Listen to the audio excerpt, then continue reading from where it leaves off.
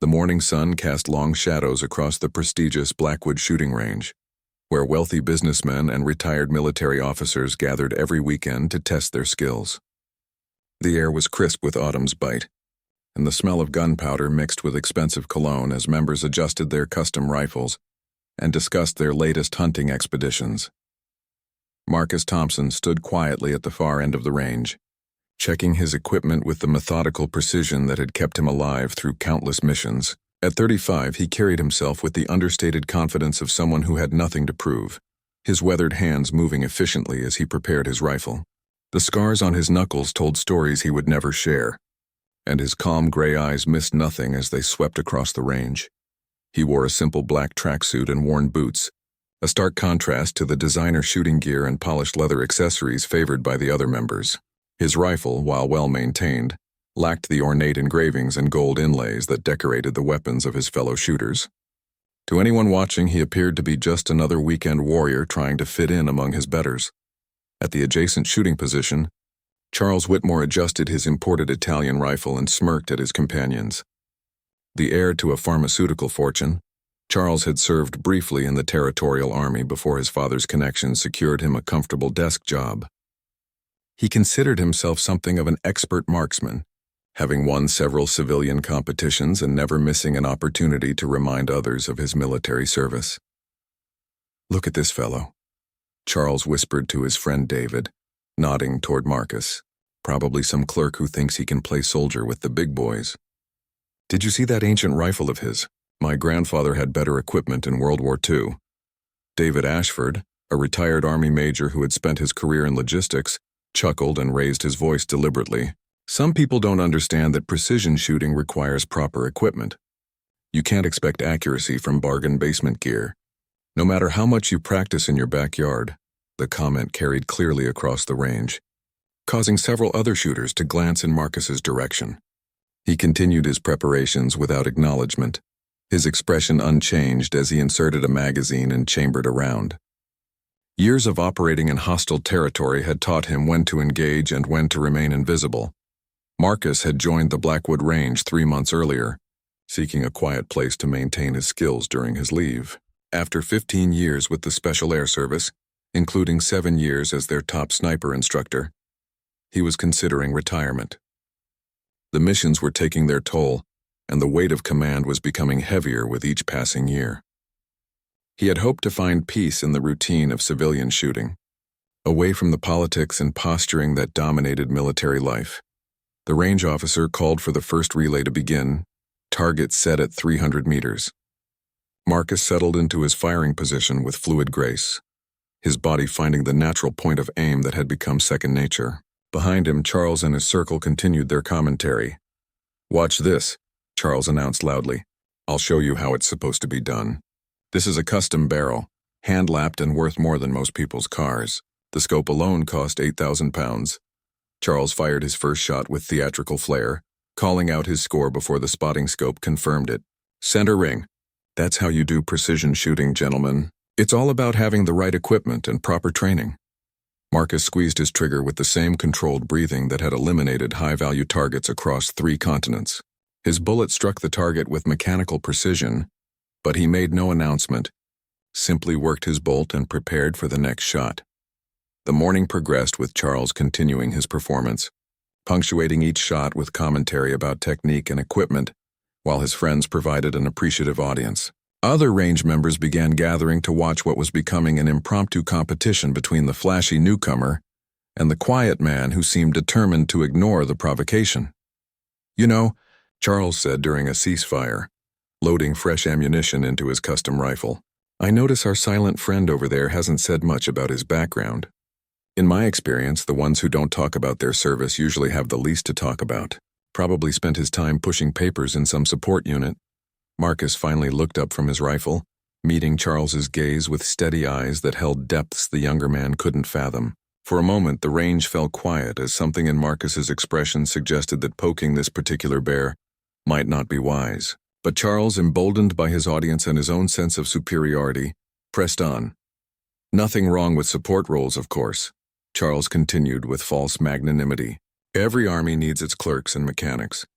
But when it comes to the sharp end of the business, well, that's where breeding and proper training show their worth. The range officer announced the next relay at 500 meters, a distance that would challenge even experienced shooters. Charles rubbed his hands together with anticipation, clearly relishing the opportunity to demonstrate his skills at extended range. Marcus adjusted his scope settings with economical movements, each click calculated precisely for the increased distance. The wind had picked up slightly, and he noted the direction and velocity with the unconscious competence of someone who had made impossible shots under far worse conditions. As the relay began, Charles fired with his usual fanfare, his shots forming a respectable group near the center of the target. His friends applauded each hit, and he basked in their approval while casting sideways glances at Marcus, who continued shooting with methodical precision. The morning sun climbed higher, and the range began to fill with more members arriving for their weekend practice. Word was spreading about the quiet man who seemed immune to Charles Whitmore's provocations, and people began positioning themselves to watch what was developing into an unexpected entertainment. Marcus completed his string of shots and set down his rifle, his expression unchanged despite the perfect group he had just printed on the target. He had faced down terrorist snipers in urban warfare, made kills at distances these weekend warriors couldn't imagine, and survived situations that would have broken lesser men. The petty posturing of a wealthy amateur was barely worth his notice. But as Charles continued his performance, growing more theatrical with each successful shot, Marcus began to sense that this encounter might require a different kind of response. The other range members were watching now, waiting to see how the quiet man would react to the increasingly pointed comments about his equipment, his background, and his right to share the range with his betters. The stage was set for a demonstration that none of them would ever forget. The range officer announced a break for lunch, and members began gathering in small groups to discuss the morning's shooting. Charles Whitmore held court near the clubhouse, regaling his audience with stories of his military service and expensive hunting expeditions. His voice carried across the patio as he described his latest acquisition, a rifle that had supposedly belonged to a famous Olympic shooter. Marcus sat alone at a corner table, eating a simple sandwich and observing the social dynamics around him. In his years with the SAS, he had learned to read people quickly, identifying threats and allies in situations where mistakes proved fatal. Here the stakes were merely social embarrassment, but old habits died hard. He watched as Charles dominated every conversation, name-dropping military units he had never served with and claiming friendships with officers who would not have recognized him. The man's need for validation was transparent, and Marcus found himself feeling something approaching pity for someone so desperate to impress strangers with borrowed glory. "Excuse me," a voice interrupted his thoughts. Marcus looked up to see an elderly man with kind eyes and a slight tremor in his hands. "Mind if I join you?" The other tables seemed to be occupied. Marcus gestured to the empty chair, and the man sat down with visible relief. He introduced himself as Harold Pemberton, a retired schoolteacher who had discovered target shooting as a hobby in his 70s. His gentle manner and obvious nervousness around the range's more prestigious members marked him as another outsider in this exclusive world. "I have to say," Harold whispered, glancing toward Charles's table, "that young man's behavior is rather unseemly. I served in Korea, and we would never have carried on like that." "Good shooting speaks for itself, doesn't it?" Marcus nodded noncommittally, but Harold continued, apparently needing to share his observations with someone who wouldn't judge him for his modest background. "I've been watching you shoot this morning," Harold said quietly. "That's some of the finest marksmanship I've ever seen, and I've been around rifles for 60 years. Where did you learn to shoot like that?" Before Marcus could answer, Charles's voice rose above the general conversation, clearly intended to be overheard.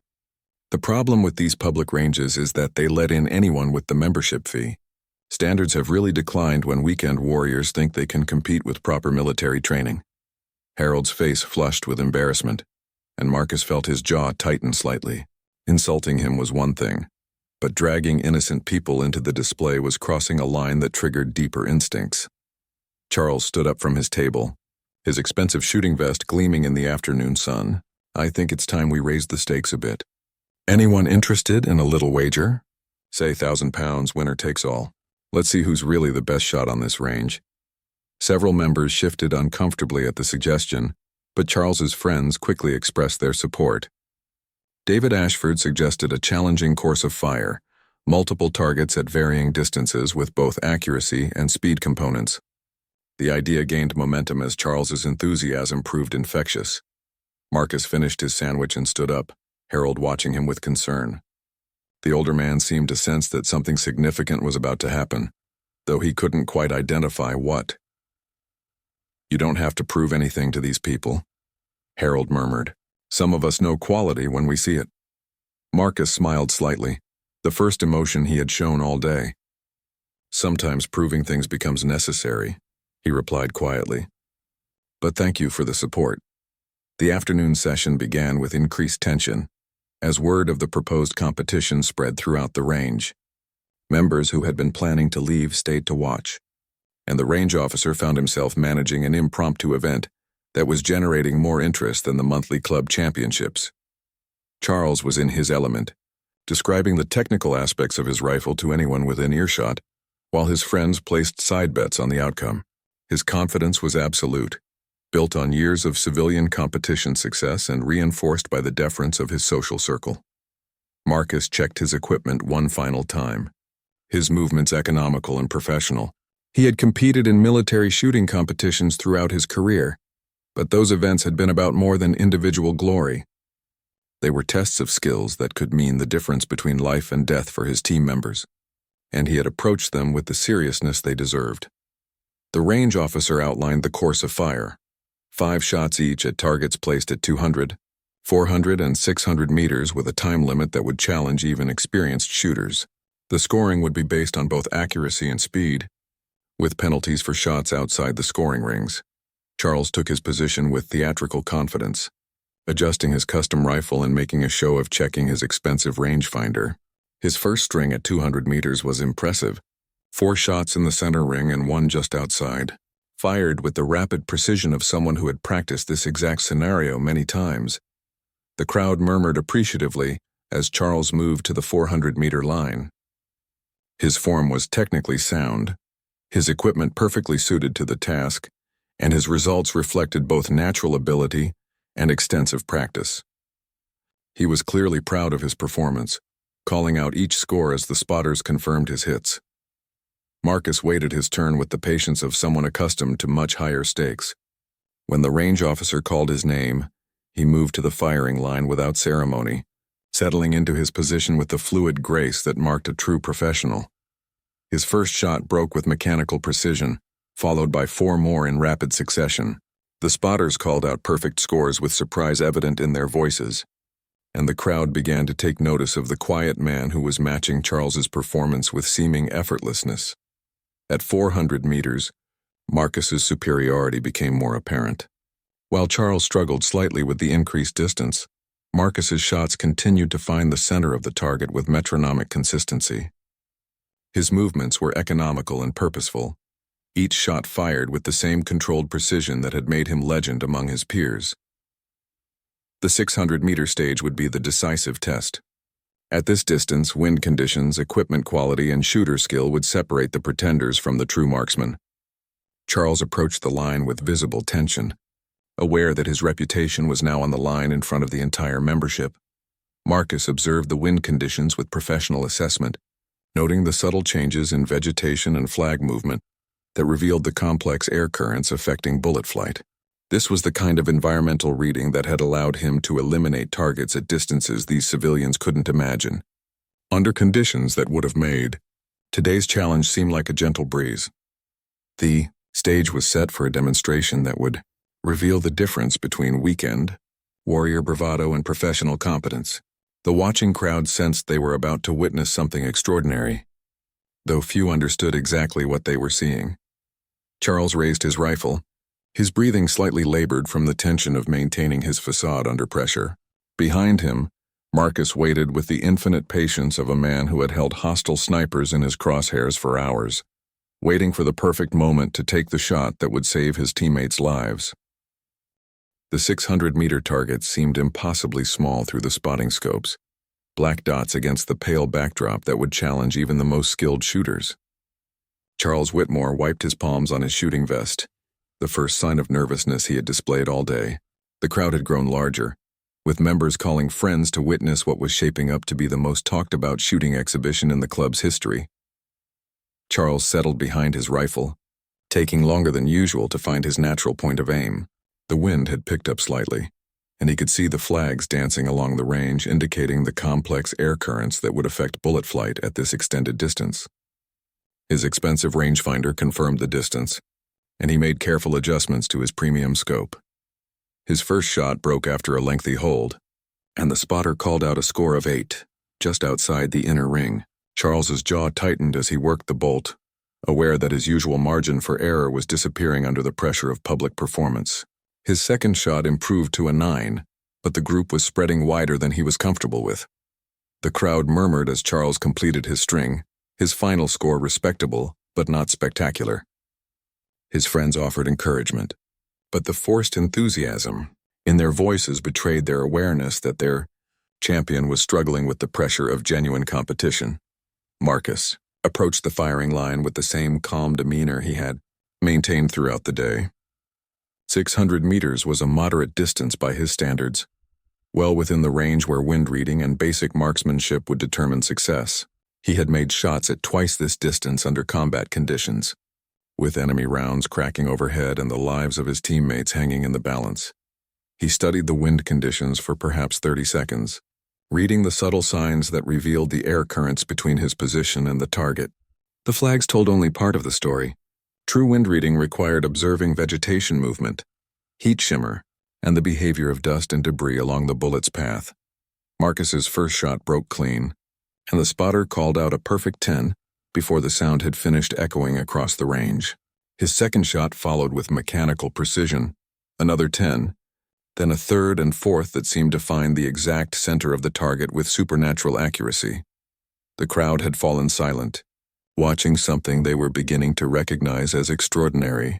Even Charles's supporters found themselves holding their breath as Marcus prepared for his final shot, the rifle tracking smoothly to target as if guided by an invisible hand. The fifth shot completed a group that could have been covered by a coin. All 5 bullets clustered in the center ring with a precision that defied explanation. The range officer called out the scores with genuine amazement in his voice, and the silence stretched for several heartbeats before excited conversation erupted across the observation area. Charles stared at the target through his spotting scope, his face pale as he processed what he had just witnessed. His own shooting, which had seemed impressive moments before, now appeared amateurish by comparison. The gap in skill level was so dramatic that it challenged his fundamental understanding of marksmanship. "How is that possible?" David Ashford muttered, his own military experience providing context for what they had just seen. "That's not civilian shooting. That's something else entirely."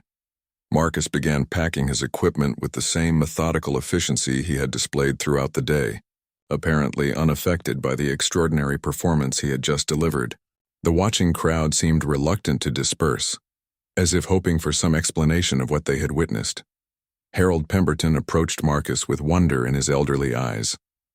"My boy," he said quietly, "in 60 years of shooting, I've never seen anything like that." "Who are you really?" Before Marcus could respond, Charles stepped forward, his earlier bravado replaced by a mixture of confusion and defensive anger. The humiliation of being so thoroughly outclassed in front of his peers was more than his ego could process, and he sought some explanation that would preserve his self-image. "There's something not right here," Charles announced loudly enough for everyone to hear. "Nobody shoots like that without serious military training. What unit were you with? And don't tell me you were just some weekend territorial." Marcus met his gaze steadily, recognizing the moment when anonymity was no longer possible. The crowd pressed closer, their curiosity now fully aroused by Charles's challenge and the implications of what they had witnessed. "I served with the British Army," Marcus replied simply, his voice carrying clearly across the range. Charles's face flushed with renewed confidence, sensing an opportunity to reclaim some standing. "The Army? What regiment?" "I served myself. Territorial commission with the Wessex Brigade. Did my training at Sandhurst, you know. I think I would recognize professional shooting when I see it." The crowd murmured with interest, several members nodding with respect at Charles's mention of Sandhurst. The prestigious military academy carried significant weight in their social circle, and Charles was clearly hoping to use his credentials to challenge Marcus's legitimacy. Marcus continued packing his rifle case, his movements unhurried despite the growing attention. Years of operational security had made him instinctively reluctant to discuss his background, but the situation was approaching a point where further evasion would only create more problems. 22 SAS, he said quietly, the words falling into the silence like stones into still water. The effect was immediate and dramatic. Conversation stopped mid-sentence as the implications registered. Even those with limited military knowledge understood the significance of those 3 letters, and the few genuine veterans in the crowd felt their expressions change as pieces of the puzzle fell into place. Charles's face went through several color changes as he processed this information. The Special Air Service was legendary, even among military circles, and their selection process was known to be among the most demanding in the world. His territorial commission suddenly seemed insignificant by comparison. "That's impossible," Charles stammered, his voice lacking conviction. "The SAS doesn't just let people talk about it. You're making it up to save face after getting lucky with a few shots." David Ashford stepped forward, his logistics background having brought him into contact with Special Forces personnel during his military career. "Actually, Charles," he said carefully, "they can discuss their service once they've left. And if this gentleman is telling the truth, it would certainly explain what we just witnessed." The crowd stirred with renewed interest, some members pulling out phones to record what was becoming an increasingly dramatic confrontation. Marcus recognized that his quiet morning at the range had transformed into something far more public than he had intended. Harold Pemberton moved closer to Marcus, his teacher's instincts recognizing authentic authority when he saw it. "Is it true?" he asked quietly. "Are you really SAS?" Marcus nodded once, his expression suggesting that he was already regretting the admission. The weight of revelation was settling over the range like a physical presence, transforming the casual weekend gathering into something approaching a military demonstration. Charles looked around desperately, seeking support from his friends who were now viewing him with something approaching embarrassment. His morning of triumph had become a public humiliation, and his defensive instincts drove him toward increasingly desperate measures to salvage his reputation. The revelation hung in the air like smoke from a discharged rifle, and the assembled crowd found themselves staring at Marcus with new eyes.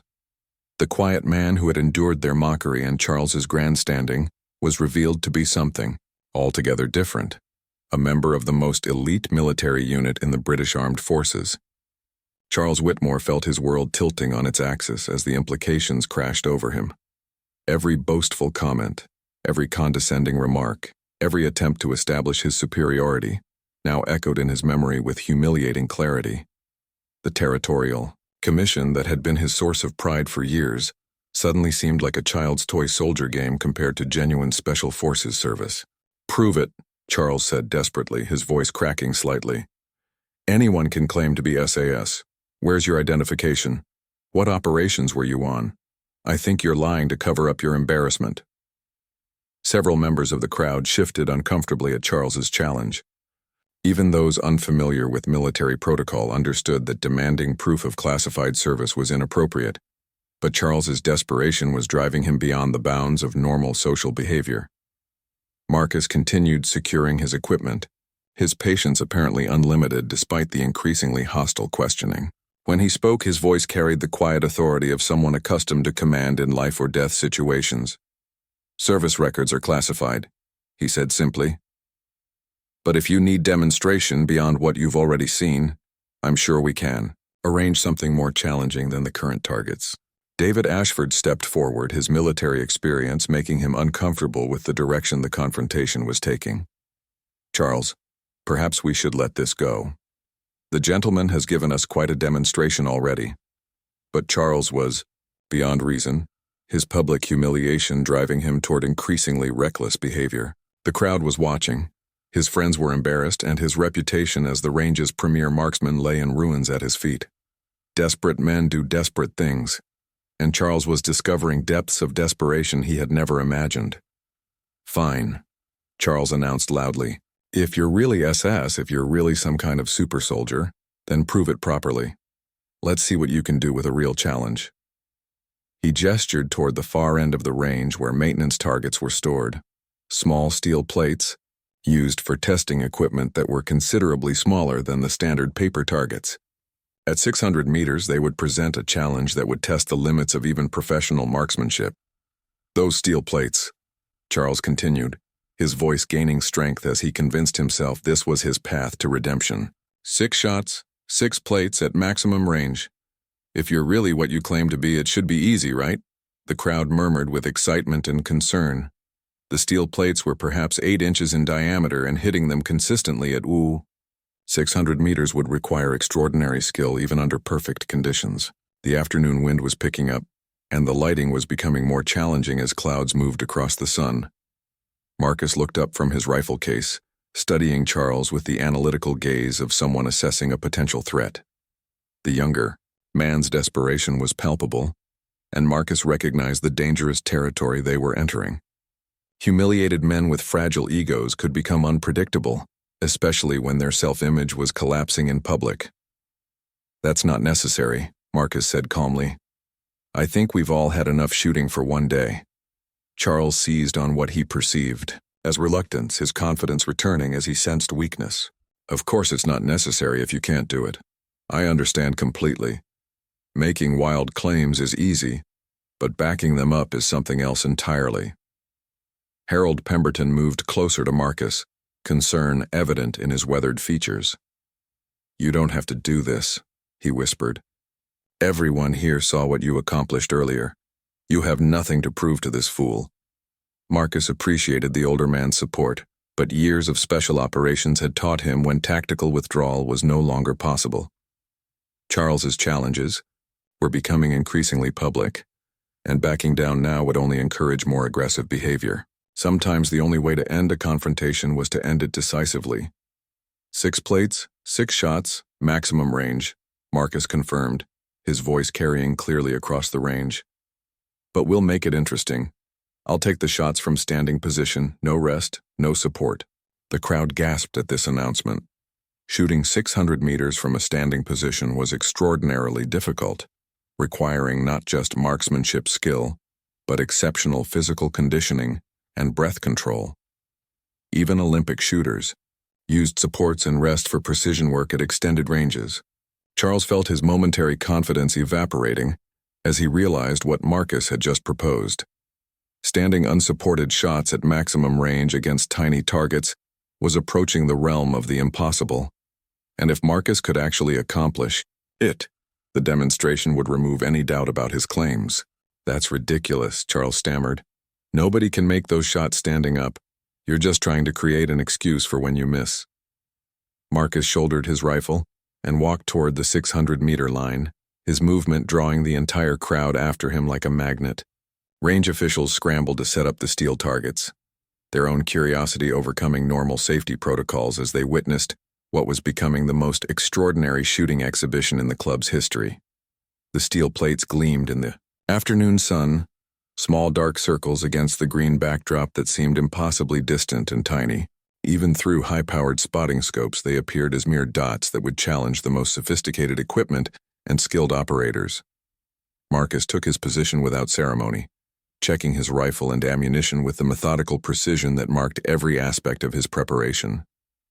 The crowd fell silent as he raised the weapon to his shoulder, finding his natural point of aim while maintaining the perfect balance required for unsupported shooting. The first shot rang out across the range, followed immediately by the distinctive ring of bullet-striking steel. The spotters confirmed the hit with amazement in their voices, and the crowd erupted in spontaneous applause, before remembering that 5 more shots remained. Marcus worked his bolt smoothly, the mechanical action as natural as breathing after years of combat operations. His second shot found its mark with the same precision, followed by a third and fourth that seemed to seek out the steel targets with supernatural accuracy. Charles watched through a spotting scope, his face growing paler with each confirmed hit. The shooting he was witnessing defied everything he thought he knew about marksmanship, transcending the realm of sport shooting and entering territory that belonged to legend and military mythology. The 5th shot struck home with authoritative finality, and Marcus chambered his final round while the crowd held its collective breath. The demonstration had already exceeded anything they had imagined possible, but the completion of a perfect score would cement this moment in range history. Marcus's breathing steadied into the rhythm that had carried him through countless combat operations, his finger finding the trigger with the muscle memory of thousands of repetitions under stress. The final shot broke clean, and the distant ring of steel confirmed what everyone already knew they were witnessing. 6 shots, 6 hits, from an unsupported standing position at maximum range. The silence that followed was profound, broken only by the sound of Marcus working his bolt and making his rifle safe. He lowered the weapon and turned toward the crowd, his expression unchanged despite having just accomplished something that bordered on the impossible. The silence stretched across the range like a held breath, broken only by the distant ringing of steel targets still vibrating from Marcus's shots. The assembled crowd stood frozen in disbelief, their minds struggling to process what they had just witnessed. 6 perfect hits from an unsupported standing position at 600 meters was beyond exceptional marksmanship. It was the stuff of military legend made manifest before their eyes. Charles Whitmore stood with his expensive spotting scope still pressed to his eye, as if hoping the targets would reveal some trick or deception that would explain away what had just occurred.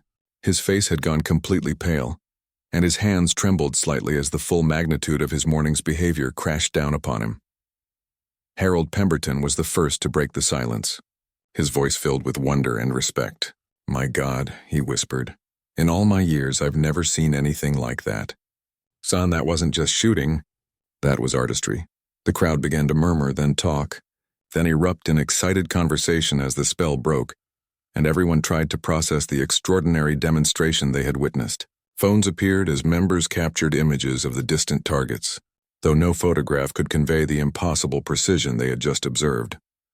Marcus slung his rifle and began walking back toward the clubhouse, apparently unaffected by the sensation his performance had created. His calm demeanor stood in stark contrast to the excitement surrounding him, as if hitting 6 consecutive targets at maximum range from a standing position was merely a routine training exercise. David Ashford intercepted him halfway back, his military experience providing context that made the achievement even more remarkable. "I served for 25 years, he said quietly, "and I thought I understood what professional marksmanship looked like.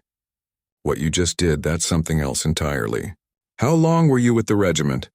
Marcus paused, recognizing genuine military courtesy rather than idle curiosity. 15 years, he replied simply. 7 as a sniper instructor. The information sent ripples through the crowd as it was repeated and passed along. The SAS sniper instructors were legendary figures even within Special Forces circles, responsible for training the men who would operate in the most dangerous environments on Earth. To have one of them demonstrate their skills on a civilian range was unprecedented. Charles Whitmore remained frozen at the firing line, staring through his scope at targets that told the story of his complete humiliation. Every boastful comment from the morning echoed in his memory with crushing clarity. He had challenged a man whose little finger possessed more combat experience than Charles had accumulated in his entire territorial service. His friends approached cautiously, unsure how to comfort someone whose entire identity had just been demolished by 6 rifle shots. The expensive equipment, the designer shooting clothes, the stories of military service, all of it seemed pathetic and childish in the aftermath of witnessing genuine professionalism. "Charles," David said gently, "perhaps it's time to call it a day. We should probably get you home." But Charles was beyond such simple solutions. His humiliation was complete and public, witnessed by dozens of club members who would undoubtedly share the story for years to come. The man he had mocked and belittled had revealed himself to be everything Charles had pretended to be, and more than Charles could ever hope to become. "I don't understand," Charles muttered, finally lowering his spotting scope. "How is any of this possible? Nobody shoots like that. It's not human." Marcus overheard the comment and paused in his packing, considering whether to respond. The younger man's distress was genuine, his worldview shattered by an encounter with realities he had never imagined. There was something pitiable about his confusion, and Marcus found himself feeling unexpected sympathy for someone whose worst crime was an inflated ego. "It's training," Marcus said simply, his voice carrying enough authority to quiet the surrounding conversations. "Thousands of hours under conditions you can't imagine, with stakes you wouldn't want to understand. What you saw today was just the basics." The crowd absorbed this information with varying degrees of comprehension, Most had never considered the level of preparation required to operate at the highest levels of military service, viewing elite units through the lens of movies and television, rather than understanding the grinding reality of endless training and preparation. Harold Pemberton approached Marcus again, his teacher's instincts recognizing a learning opportunity. "Would you mind if I asked about your service? Nothing classified, of course, but perhaps you could help us understand what we just witnessed." Marcus considered the request, weighing his natural reluctance to discuss operational matters against the genuine curiosity and respect in the older man's voice. The crowd had quieted, sensing that they might be offered insight into a world normally hidden from civilian view. The regiment trains its snipers to operate in any environment, under any conditions. Marcus began, his voice taking on the tone of a professional instructor. Desert, urban, Arctic, jungle, day or night, with or without support. Today's conditions were ideal compared to what we trained for. He gestured toward the targets, still visible as tiny dots in the distance. 600 meters is considered close range for military snipers. We train regularly at distances up to 1,500 meters and longer when the mission requires it. Standing unsupported is just one of many positions we practice, along with shooting from compromised angles, moving platforms, and under time pressure. The crowd listened with rapt attention, gaining glimpse into training regimens they had never considered. The casual manner in which Marcus discussed extraordinary challenges revealed the gap between civilian assumptions and military realities. "The physical training is equally important," Marcus continued. "Breath control, heart rate management, muscle memory developed through repetition until shooting becomes as natural as walking. We practice under stress, with sleep deprivation, after physical exhaustion because combat rarely offers ideal conditions." Charles had moved closer, drawn despite his humiliation by the opportunity to understand the source of his defeat. His earlier bravado was completely gone, replaced by something approaching awe as he began to comprehend the level of dedication required to achieve such skills. "What about the mental aspect?" David asked, his logistics background making him curious about the psychological preparation required for such demanding work. Marcus nodded, recognizing an intelligent question. "Mental discipline is perhaps the most important element. Snipers often work alone or in small teams, sometimes for days at a time under extreme stress. The ability to remain calm, focused, and precise when lives depend on a single shot is developed through scenarios that push trainees beyond their breaking points." The afternoon sun was beginning to sink toward the horizon, casting long shadows across the range and painting the targets in golden light. The impromptu lesson in military marksmanship had transformed the gathering from a social shooting event into something approaching a master class in professional warfare. Marcus completed his equipment packing and shouldered his bag, apparently ready to end his involvement in the day's events. The crowd seemed reluctant to let him go, as if his departure would break the spell and return them to the mundane reality of weekend sport shooting. But Charles Whitmore was not finished. His humiliation had been public and complete, witnessed by his peers and recorded on phones that would ensure the story lived forever in club legend. His fragile ego, built on pretense and social position, had been demolished by a man he had dismissed as beneath his notice. And humiliated men sometimes do dangerous things when cornered. The golden afternoon light stretched across the Blackwood Range as Marcus prepared to leave, his demonstration complete and his point made with devastating clarity. The crowd had begun to disperse, members heading toward their cars with conversations that would continue in pubs and dinner parties for months to come. The story of the quiet man who had revealed himself to be an SAS sniper instructor would become range legend, told and retold until it took on mythical proportions. But Charles Whitmore was not ready to let the day end. His humiliation burned like acid in his chest, and the prospect of facing his social circle after such a complete defeat was more than his pride could bear. He had built his identity around his supposed military expertise and shooting prowess, and watching both crumble in front of dozens of witnesses had pushed him beyond rational thought. "Wait," Charles called out, his voice carrying a desperate edge that made several people pause and turn back. "This isn't over. I want another chance." Marcus stopped and looked back, his experienced eyes immediately recognizing the dangerous state Charles had reached. He had seen it before in young soldiers who couldn't accept defeat, whose pride drove them toward increasingly reckless behavior that endangered themselves and others. "Charles, please," David Ashford said quietly, placing a restraining hand on his friend's arm. "You've had enough humiliation for one day. Let's just go home." But Charles shook off the gesture, his face flushed with anger and desperation. "No, this whole thing was a setup. Nobody shoots like that without some kind of trick. I want to see his rifle, inspect his ammunition, make sure everything is legitimate." The accusation hung in the air like a physical presence, and the crowd that had been dispersing began to gather again, drawn by the confrontational tone and the promise of further drama. Phones reappeared as members sensed that the day's entertainment was far from over. Marcus set down his rifle case and turned to face Charles fully, his expression hardening slightly as the implications of the accusation registered. Questioning his integrity was crossing a line that touched on honor and reputation, subjects that Special Forces operators took very seriously indeed. "You want to inspect my equipment?" Marcus asked quietly, his voice carrying an undertone that made several veterans in the crowd shift nervously. "Feel free. Standard military rifle, standard ammunition, nothing modified or enhanced." Charles approached with false bravado, his movements slightly unsteady as adrenaline and embarrassment warred in his system. He examined Marcus's rifle with exaggerated thoroughness, looking for some explanation that would preserve his self-image and provide an excuse for his defeat. The rifle was indeed standard military issue, well-maintained, but unremarkable. The ammunition was commercial hunting rounds available to any civilian shooter. There was nothing exotic or unusual about the equipment, which only served to make Marcus's performance more extraordinary. "There has to be something," Charles muttered, his inspection becoming increasingly frantic.